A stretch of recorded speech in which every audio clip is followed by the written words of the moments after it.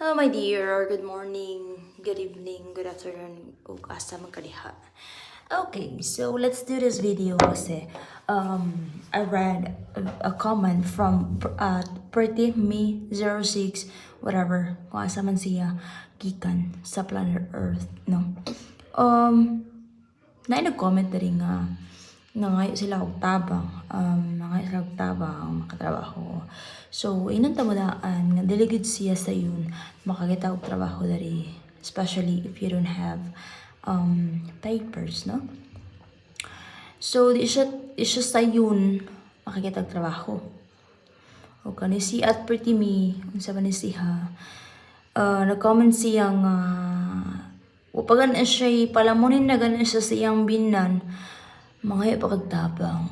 Girl, 1 year na nitong video nga ako ning gihimo, no? O kanang so as of now naan ko trabaho, and I've been working in the flower shop without payment, without salary for almost 2 years na, girl. So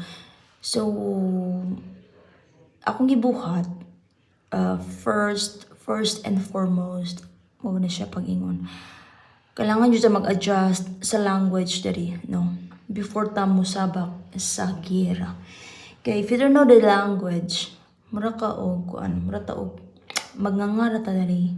So ako ra pud siyang giantos nga walay bayad, walay sweldo, pero at least nakabalo ta sa language gamay. Kabalo ta mo mutubag sa client, no? Sa client kung insultuhon ta dari kini dali ra kanang maayong ka sila mga insulto dari, especially if you are immigrant, no? Willing ta mo tawang if pwede makatawang, pero isod makaayo. So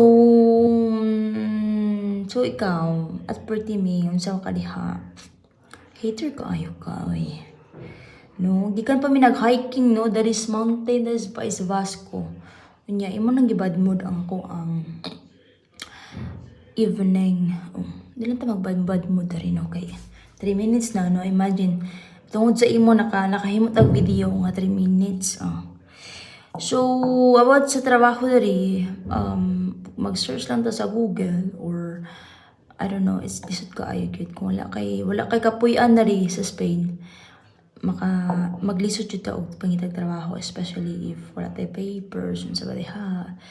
Kung naman siguro agency des Philippines, mangita na lang ta or wala ko kabalo, sorry.